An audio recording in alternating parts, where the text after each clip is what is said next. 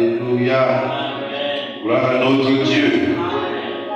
Nous allons partager dans la parole de Dieu. Le temps nous est imparti. Nous allons essayer de raccourcir ce que nous avons à lire ce matin. Nous avons 4 textes à lire, 2 longs textes et 2 tout petits. C'est le prolongement de l'étude que nous avons commencé sur l'étude des personnages bibliques. Et donc, nous étions en train d'étudier le personnage de Joseph. Nous allons mettre une parenthèse ce matin et étudier une partie, puisque c'est en même temps une étude continue du livre de Genèse, particulièrement. Mais ce matin, nous allons voir Judas et Tamar. Amen. Quelques mots. Parce que c'est un chapitre qui se glisse au moment où on est en train de parler du personnage de Joseph. Il y a donc un chapitre 38 qui se glisse où on parle de Judas et de Tamar. Et c'est pas fortuite quand on sait que nous avons vu que Joseph est un type de Christ, une image de Jésus. Amen. Amen. Et pourquoi spécialement on met ce bout de texte-là où on parle de Joseph, on vient introduire le cas de Judas et de Tamar à l'intérieur. Ce que nous allons essayer de voir ce matin. Je vous invite donc à lire un texte qui sera long. On lira un texte sur Samuel qui sera aussi long, et l'autre sur Judas et Tamar. Donc, je ne vais pas beaucoup commenter ce matin. La Bible va beaucoup plus nous parler. Alléluia. Donc, Genèse chapitre 38. Nous lirons à partir du verset 1 jusqu'à la fin du chapitre. Genèse 38, je vais lire pour l'assistance. Genèse 38, à partir du verset 1. En ce temps-là, Judas s'éloigna de ses frères. Puisqu'ici on est en train de parler de Joseph et de Jacob, le fils de Jacob. Et donc, Judas s'éloigna de ses frères et se retira vers un homme d'Adulam, nommé Ira. Là, Judas vit la fille d'un Cananéen nommé Shua. Il la prit pour femme et alla vers elle. Elle devint enceinte et enfanta un fils qu'elle appela Er. Elle devint encore enceinte et enfanta un fils qu'elle appela Onam. Elle enfanta un nouveau fils qu'elle appela Shelah. Judas était assis quand elle l'enfanta. Judas prit pour elle son premier-né, une femme nommée Tamar. Elle, premier-né de Judas, était méchant aux yeux de l'Éternel. Et l'Éternel le fit mourir. Alors Judas dit à Onam, va vers la femme de ton frère, prends-la comme beau-frère, et suscite une postérité à ton frère. Onam, sachant que cette postérité ne serait pas à lui, se souillait à terre lorsqu'il allait vers la femme de son frère, afin de ne pas donner de postérité à son frère. Ce qu'il faisait déplut à l'Éternel qui le fit mourir. Alors Judas dit à Tamar, sa belle-fille, demeure veuve dans la maison de ton père, jusqu'à ce que Shelah, mon fils, soit là. Il parlait ainsi de la crainte, il parlait ainsi dans la crainte, que Shelah ne mourut comme ses frères. Tamar s'en alla et elle habita dans la maison de son père. C'est une façon de la renvoyer en fait. Les jours s'écoulèrent et la fille de Shua, femme de Judas, mourut. Lorsque Judas fut consolé, il monta à Tina, vers ceux qui tendaient ses brebis, et son ami Hiram l'Adulamite. On informa Tamar et on lui dit, voici ton beau-père qui monte à Tina pour tondre ses brebis. Alors elle ôta ses habits de veuve, elle se couvrit d'un voile et s'enveloppa. Et elle s'assit à l'entrée des Naïm, sur le chemin de Tina. Car elle voyait que Shelah était devenu grand et qu'il lui avait été point donné pour femme. Judas la vit, il la prit pour une prostituée parce qu'elle avait couvert son visage. Il l'aborda sur le chemin et dit, laisse-moi aller vers toi. Car il ne comprit pas que c'était sa belle-fille. Et elle dit, que me donneras-tu pour venir vers moi? Il répondit, je t'enverrai un chevreau de mon troupeau. Et elle dit, me donneras-tu un gage sur ce que tu m'envoies? Il répondit, quel gage te donnerai-je? Elle dit, ton cachet, ton cordon et le bâton que tu as à la main. Il les lui donna, pour tout temps, pressé. Puis il alla vers elle et elle devint enceinte de lui. Elle se leva et s'en alla. Elle ôta son voile et remit ses habits de veuve. Judas envoya le chevreau par son ami l'Adullamite, pour retirer le gage des mains de la femme, mais il ne la trouva point. Il interrogea les gens du lieu en disant, où est cette prostituée qui se tenait à Énaïm sur le chemin? Il répondit, il n'y a point eu de prostituée ici. Il retourna auprès de Judas et dit, je ne l'ai pas trouvée. Et même les gens du lieu ont dit, il n'y a point eu ici de prostituée. Judas dit, regarde ce qu'elle a. Nous nous exposons pas au mépris. Voici, je t'ai envoyé ce chevreau et tu ne l'as pas trouvé. J'ai envoyé ce chevreau et tu ne l'as pas trouvé. Environ 3 mois après, on vint dire à Judas, Tamar, ta belle-fille, s'est prostituée et même la voilà enceinte à la suite de sa prostitution. Et Judas dit, faites-la sortir et qu'elle soit brûlée. Comme on l'amenait dehors, elle fit dire à son beau-père, c'est l'homme à qui ces choses appartiennent que je suis enceinte. Reconnais, je te prie, à qui sont ce cachet, ce cordon et ce bâton. Judas les reconnut et dit, elle n'est point coupable que moi. Elle est à Sheila, mon fils, et il ne l'a pas connu. Quand elle fut au moment d'accoucher, voici, il y avait 2 jumeaux dans son ventre. Et pendant l'accouchement, il y a eu un qui présenta la main. La sage femme l'a pris et y attacha un fil cramoisi en disant, celui-ci sort le premier. Mais il retira la main et son frère sortit. Alors la sage femme dit, quelle brèche tu as fait? Et elle lui donna le nom de Pérez. Et ensuite sortit son frère qui avait la même fil cramoisi. Et on lui donna le nom de Zérach. Alléluia. On va nous asseoir. Désolé pour la longue lecture de 30 versets. Histoire que je ne vais pas vous commenter, que vous avez lu, écouté de bout en bout. Mais on sait que Judas n'a pas pu donner à sa belle-fille son 3e né parce qu'il avait peur. Comme s'il se disait, et ça arrive dans nos villes et nos villages. Généralement, il y a les femmes qui ont dit que quand elles épousent un homme, les gars meurent seulement. Donc, comme par hasard, ça se faisait dans la maison de Judas, ses 2 fils sont morts. Ceux qui n'avaient pas bien compris les causes. Et il lui restait le dernier. En tout bon parent sérieux, il réfléchit. Il se dit, si je donne ce dernier, je vais laisser sans enfant. Faites un sacrifice celle-ci. Tu dis, va dans la maison de ton père. Et là-bas, reste. Quand mon fils va grandir, il ne voulait même pas la cohabitation. Parce que l'histoire peut se passer, il ne sait pas. Donc, vraiment que l'amour ne rentre pas entre les deux. Va chez ton père. Et c'est comme ça qu'elle y est. Mais c'est un principe dans cette tradition que la femme, lorsque le frère n'avait pas donné d'enfant, il y avait une femme que son frère le coupait et qu'il lui donne et qu'il fasse ses enfants avec elle. Et les enfants porteront le nom du défunt. Donc le deuxième fils n'a pas voulu faire ça. Et c'est arrivé, ça n'a pas plu à Dieu. Il a ôté la vie. Donc la belle-fille attendait que la promesse du beau-père s'accomplisse.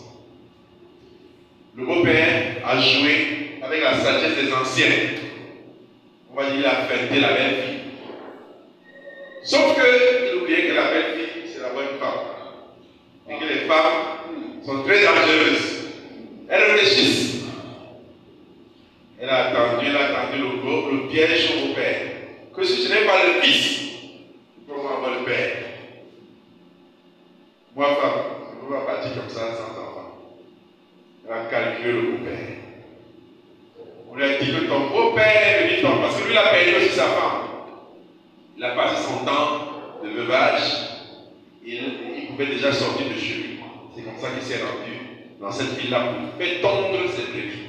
On lui dit que ma soeur, le père là, est là-bas. Et vous savez que quand on est vieux, on lève facilement le coude. Le père peut lever le coude. Et les envies sont venues. Il est devenu joyeux. Et il voulait partager sa joie. Et vous savez que l'homme est tellement gentil qu'il ne partage tellement sa joie avec quelqu'un. S'il a un boire avec ses amis, il va toujours donner à boire. Mais toujours aussi, il faut aussi une femme. Et en montant, il va voir une femme qui a la mise d'une prostituée. Et vous savez que quand l'homme a bu, il ne voit plus. Ses yeux ne sont plus clairs. Il ne peut pas retourner la même fille. Il négocie. La fille, très sincère, il dit que si le père, tu connais, on se connaît en détail. S'il apprend que je suis enceinte, il va me brûler. Ça, et elle prépare. Elle a déjà bien pensé son plan avant. Il faut que j'ai les preuves.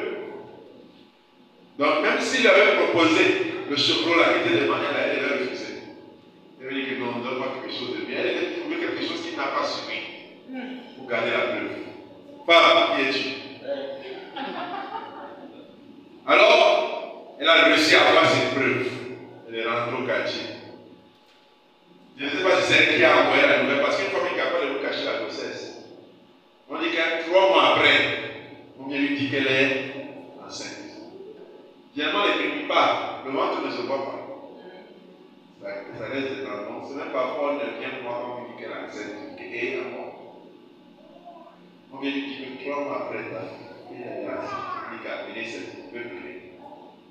On va la brûler. On va brûler cette femme. Dans la maison de qui? Être déshonneur qui? Ça, c'est l'homme. Un gars pas juste. L'homme n'est pas juste en tout cas. Vous pouvez vous rassurer. Dans la maison de qui? Une telle femme qui arrive alors qu'il fait sa part quand il ne sait pas. Dans la maison de qui? Alors, on va brûler. La femme dit, est-ce qu'elle a contesté qu'on la brûle pas? Elle dit que je ne veux pas être brûlée seule. Il y a celle qui est brûlée, mais pas seule. En fait, vous pouvez le père de l'enfant et brûler-nous ensemble. Le père de l'enfant, c'est celui qui ici. Mon père, tu peux le connaître. Qui sait, ça peut être un des amis. Mais vas-y, mets les enquêtes, tu vas le plus, parce que moi, je ne le connais même pas. Donc, mon père prend, il regarde, il se reconnaît. Imaginez-vous en train de regarder le cachet la sueur. Sort sur son visage, il fait essuyer. Qu'est-ce qui ne va pas pour père?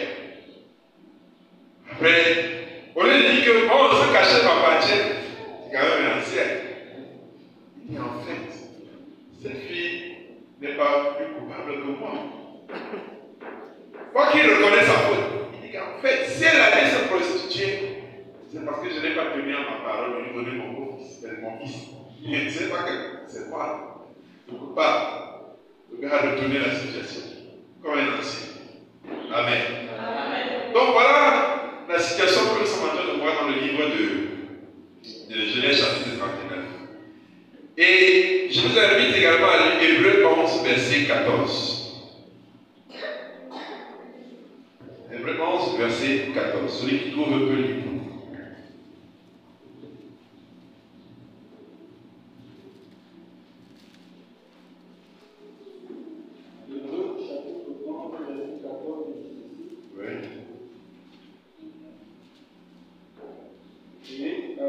Ceux qui parlent ici montrent qu'ils cherchent une patrie.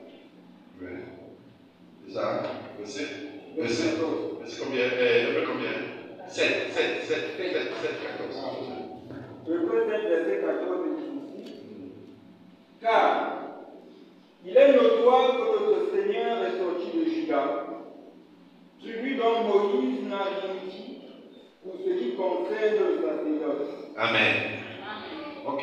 Nous voyons que ce texte nous dit qu'il est notoire que Jésus-Christ est descendant de Juda. Amen. Et de cette tribu, Moïse Moïse n'a rien dit à propos qui concerne le sacerdoce. Ceux qui étaient consacrés au sacerdoce, c'était qui? Les Lévites.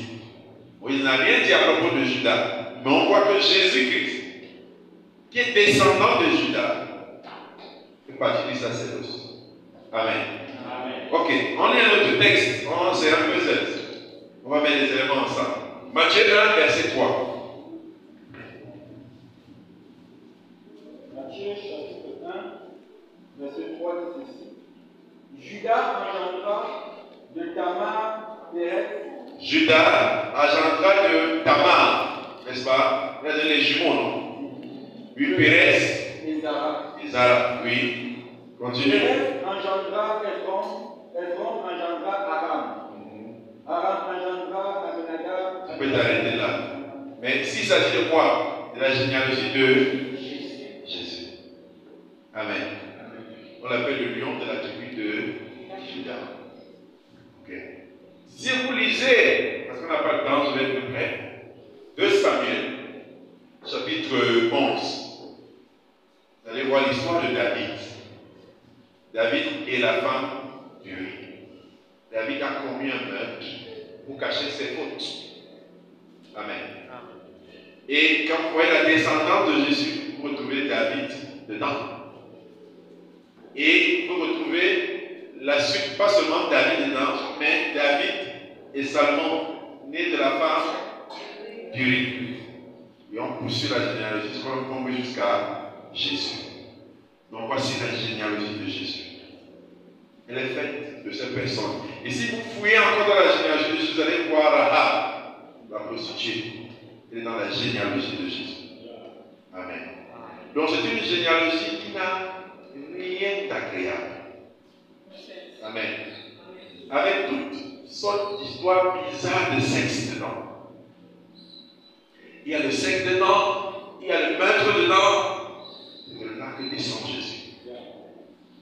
De manière logique, si c'était l'homme qui devait faire la généalogie de Jésus, il devait faire une généalogie propre, pure. Mais Dieu qui a fait la généalogie de Jésus permet qu'il y ait tout ce désordre. Amen. Tout ce désordre-là dans la généalogie de Christ. Amen. Ça doit nous interpeller. Amen. Ça doit nous interpeller. L'homme a toujours pensé que les meilleures familles sont celles où tout est propre, tout est bien.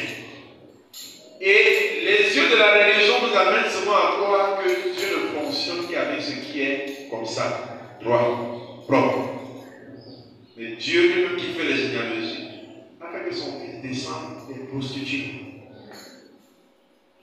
descende des meurtriers, descende des incestes.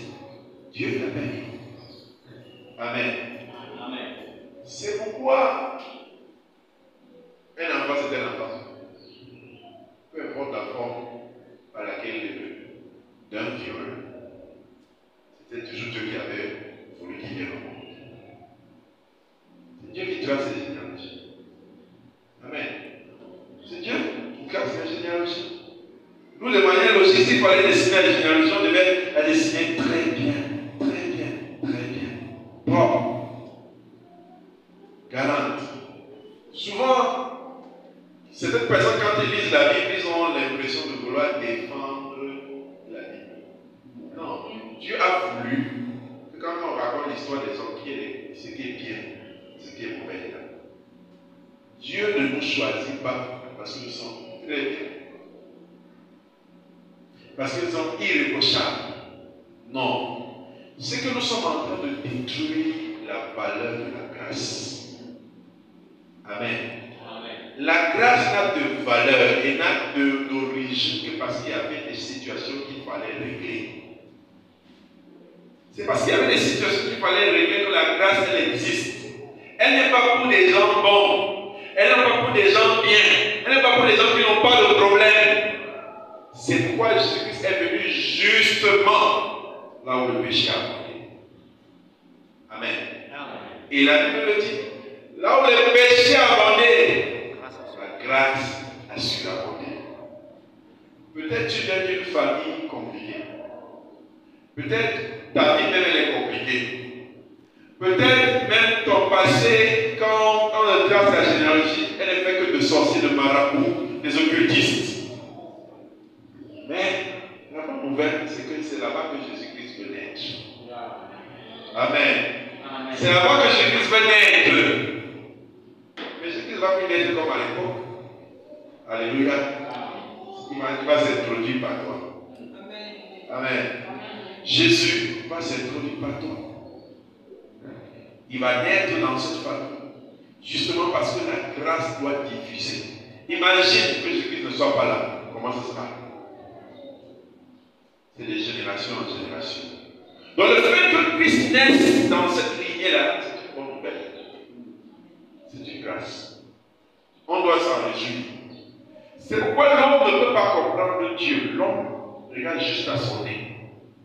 Il aurait voulu que le sauveur naisse dans une famille avec une généalogie de héros, de vaillants, d'hommes purs, d'hommes sérieux.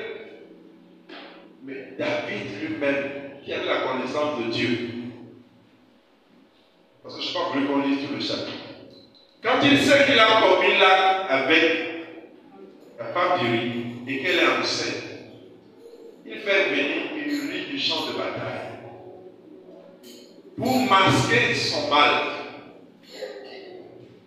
Uri vient, il félicite Uri, il dit à Uri, descends dans la maison, va voir ta femme.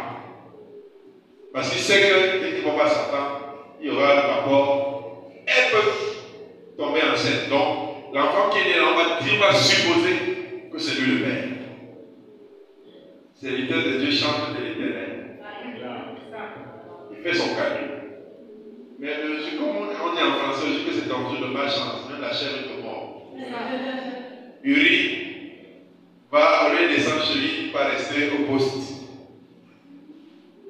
On dit le matin que le gars là n'est pas descendu. Il dit c'est pas possible. Uri vient, c'est quoi votre problème? Ça ne va pas. Il dit bon, je t'invite le soir, puis on va manger. C'est comme un grand soldat.